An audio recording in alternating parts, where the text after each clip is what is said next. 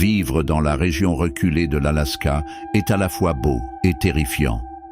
En été, les longues journées et le ciel sans fin vous font sentir vivant. Mais en hiver, l'obscurité et le silence sont accablants.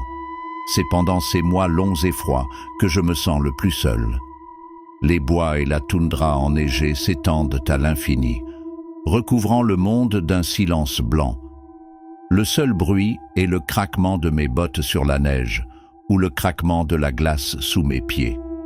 Souvent, j'ai l'impression que le silence s'impose sur moi, une force tangible qui fait battre mon cœur et accélère ma respiration. Ce ne sont pas les prédateurs, les ours, les loups ou même les élans errants occasionnels qui me font peur. C'est le vide, désolé. Je vis dans une petite cabane à des kilomètres de la ville la plus proche. C'est un endroit simple, avec juste ce qu'il faut pour me garder au chaud et me nourrir pendant le rude hiver. Une nuit, le silence était différent. C'était plus lourd, plus oppressant. Je m'assis près du feu, essayant de lire, mais je n'arrivais pas à me concentrer. Je n'arrêtais pas de jeter un coup d'œil aux fenêtres, m'attendant à moitié à voir quelque chose me regarder. Mais il n'y avait rien, juste l'obscurité. J'ai décidé de me coucher tôt, en espérant que le sommeil viendrait rapidement. Mais alors que j'étais allongé là, enveloppé dans plusieurs couches de couverture, je ne pouvais pas m'empêcher de sentir que j'étais observé. Je me suis dit que c'était juste mon imagination, l'isolement me jouait des tours, mais le sentiment persistait. Le lendemain matin, j'ai trouvé des traces dans la neige autour de ma cabane. Ce n'étaient pas des traces d'animaux, du moins pas d'animaux que je connaissais. Ils étaient grands, presque humains, mais avec une démarche étrange et sautillante. Ils firent le tour de la cabane, se rapprochant des fenêtres avant de disparaître dans les bois. J'ai essayé de me dire que ce n'était rien, peut-être un chasseur ou un trappeur de passage. Mais au fond, je savais que ce n'était pas bien. Les traces étaient trop étranges et personne ne serait ici par ce temps sans se faire connaître. Au cours des jours suivants, je n'ai pas pu me débarrasser du sentiment d'être observé. Je vaquais à mes tâches, mais je regardais toujours par-dessus mon épaule, m'attendant à voir quelque chose ou quelqu'un caché dans l'ombre. Le silence des bois semblait plus oppressant. Le vide était étouffant. Un soir, alors que le soleil se couchait, j'ai décidé de suivre les traces. Je me suis emmitouflé dans mes vêtements les plus chauds, j'ai attrapé mon fusil et je suis parti. Les traces étaient désormais floues, recouvertes d'une légère couche de neige, mais elles étaient toujours visibles. Ils m'ont emmené plus profondément dans les bois, loin de la sécurité de ma cabane. Au fur et à mesure que je marchais, le silence devenait encore plus intense. Mon rythme cardiaque et ma respiration étaient assourdissants en l'absence de tout autre son. J'ai essayé de rester calme, mais la peur me rongeait l'esprit. Et si je me perdais? Et si je ne revenais pas avant la nuit? Les traces m'ont conduit à une petite clairière où elles se sont arrêtées brusquement. Il n'y avait aucun signe de ce qui les avait amenées, aucune indication de l'endroit où ils étaient allés. C'était comme s'ils avaient tout simplement disparu. Je restais là, mon souffle formant des nuages dans l'air glacial, me sentant plus seul que jamais. Alors que je me retournais, je l'ai vu. Juste au bord de la clairière, à moitié caché dans l'ombre, se trouvait une silhouette. Il était grand et mince, avec de longs membres osseux. Ses yeux étaient sombres et creux, et sa bouche était un sourire tordu et édenté. Il me surveillait. Je me figeais, mon cœur battant dans ma poitrine. La silhouette ne bougeait pas. Il restait là, à regarder. J'ai lentement levé mon fusil. Mes mains tremblaient. Mais alors que je le faisais, la silhouette se fondit dans l'ombre, disparaissant aussi vite qu'elle était apparue. J'ai couru vers la cabane, sans me soucier du bruit que je faisais ou des traces que je laissais derrière moi. Le silence n'était plus vide, il était rempli de l'écho de ma peur. J'ai verrouillé la porte derrière moi et je me suis assis près du feu, serrant mon fusil, attendant l'aube. Le lendemain, les traces avaient disparu, recouvertes d'une nouvelle couche de neige. Le personnage n'est plus jamais réapparu, mais la peur demeure.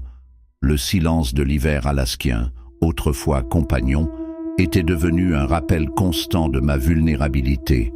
Le vide désolé, autrefois source de réconfort, était maintenant une présence obsédante qui me faisait remettre en question ma santé mentale.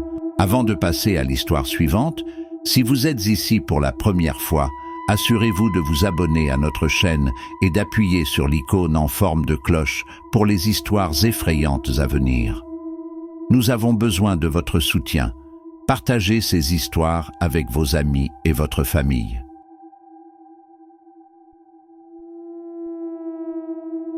Je préparais ce voyage de camping en solo depuis des mois.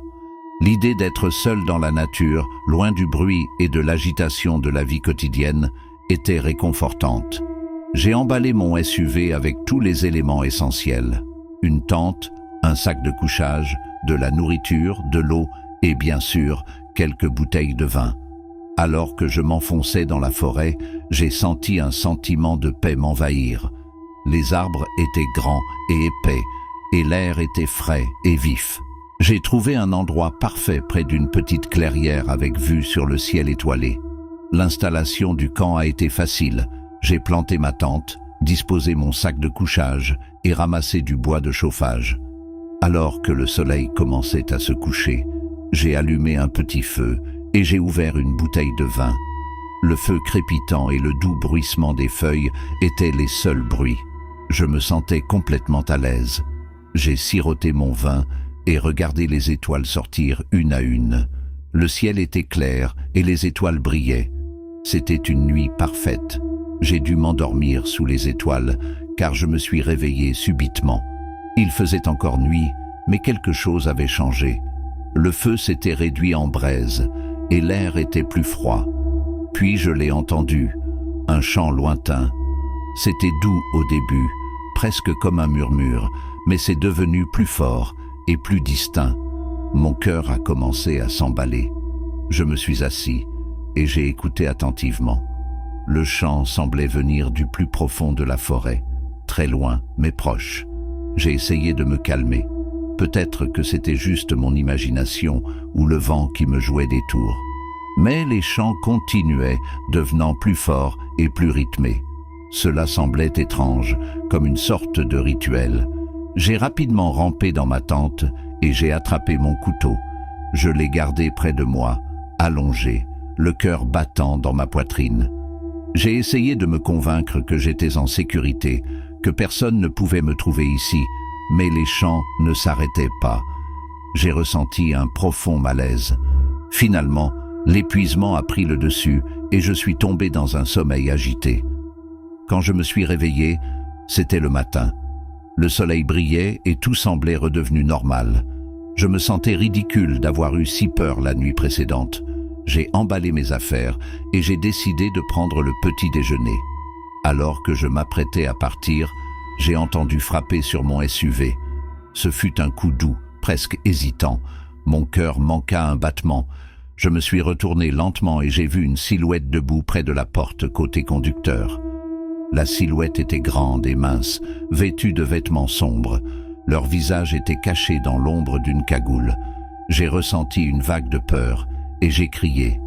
La silhouette ne bougea pas un instant, puis se retourna brusquement et courut dans la forêt. Mon cri a résonné à travers les arbres et la forêt est redevenue silencieuse. Je restais là, figé, mon esprit s'emballant. Qui était-ce? Comment m'ont-ils trouvé? Pourquoi étaient-ils ici? J'ai rapidement emballé le reste de mon équipement et je suis monté dans le SUV. Mes mains tremblaient lorsque je démarrais le moteur.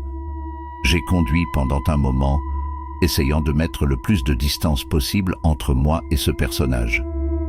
Quelques heures plus tard, j'ai trouvé un nouvel endroit pour installer mon camp. C'était loin de l'endroit où j'avais vu la silhouette, mais je ne pouvais pas me débarrasser du sentiment d'être observé. Cette nuit-là, je n'ai pas allumé de feu, je n'ai pas bu de vin.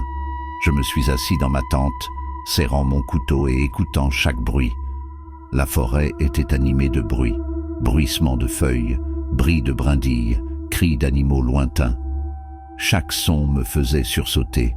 Je dormais à peine, mon esprit revivant sans cesse les événements de la journée. Qui était cette personne? Comment ont-ils pu se rapprocher si près sans que je m'en aperçoive? Et quel était ce chant? Le lendemain matin, j'ai décidé de quitter la forêt. La paix et la solitude que j'avais recherchées avaient disparu, remplacées par un sentiment constant de peur. Alors que je préparais ma tente pour la dernière fois, j'ai remarqué quelque chose sur le sol près de mon feu de camp.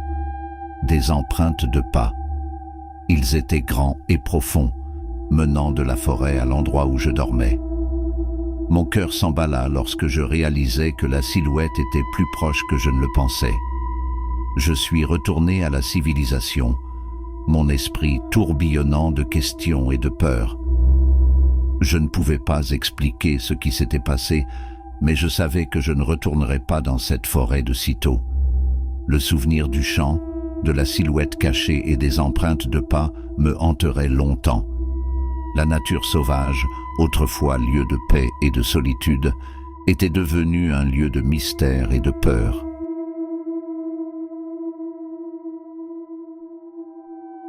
C'était fin novembre lorsque j'ai décidé de partir dans la nature sauvage de l'Alaska.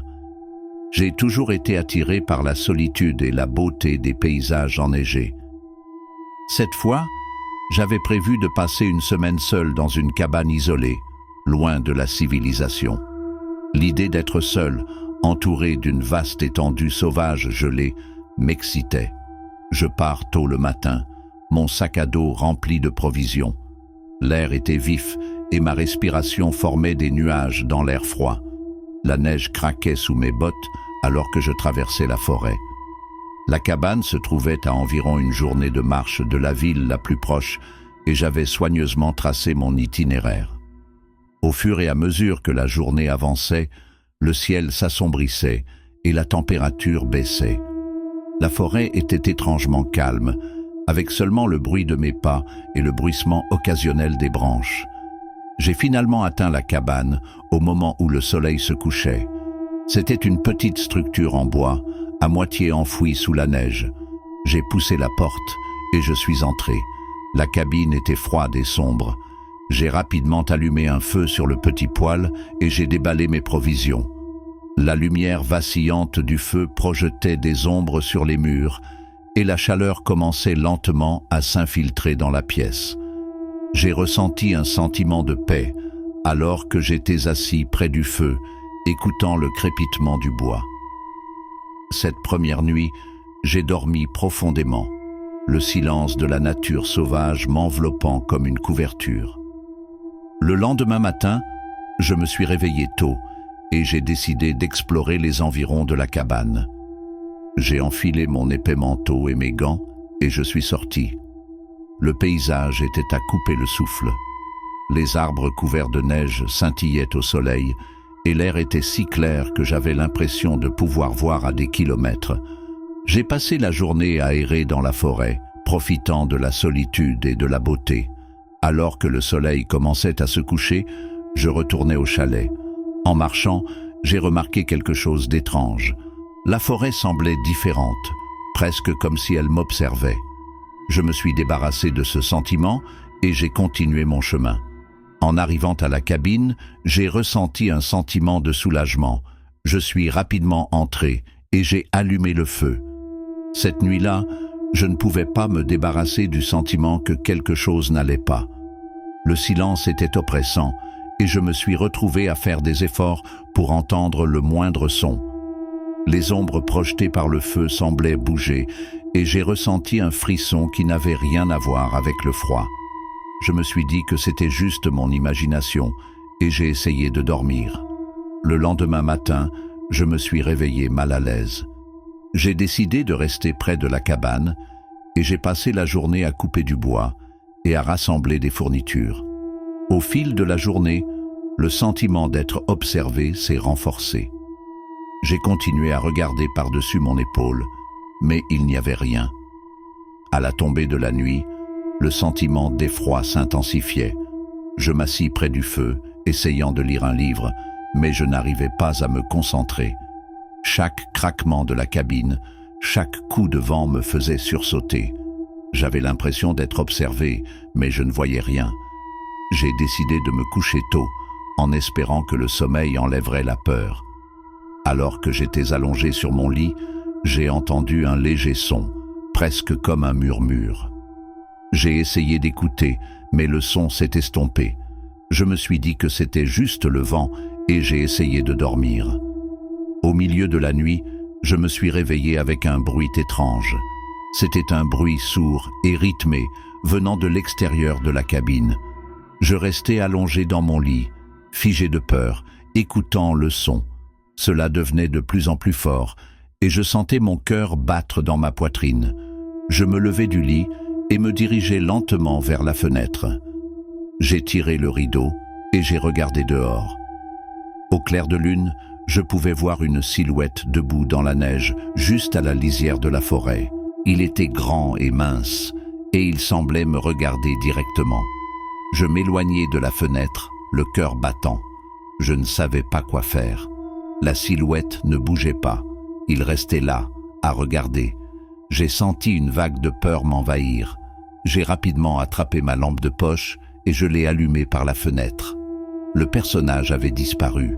Je restais là, tremblant, essayant de me calmer. Je me suis dit que c'était juste mon imagination, qu'il n'y avait rien là-bas. Mais au fond, je savais que quelque chose n'allait pas. J'ai ressenti un sentiment de terreur dont je ne pouvais pas me débarrasser. Le lendemain, j'ai décidé de quitter la cabane. J'ai emballé mes affaires et je suis parti tôt le matin. En marchant dans la forêt, je ne pouvais pas me débarrasser du sentiment d'être observé. Chaque son, chaque ombre me faisait sursauter. J'ai marché vite, le cœur battant, jusqu'à ce que j'atteigne enfin la ville. J'ai ressenti un sentiment de soulagement en voyant les lumières des maisons. Je savais que j'étais en sécurité. Je ne suis jamais retourné dans cette cabane. Cette expérience m'a laissé un profond sentiment de peur. La nature sauvage, autrefois lieu de beauté et de solitude, semblait désormais être un lieu de danger et d'effroi.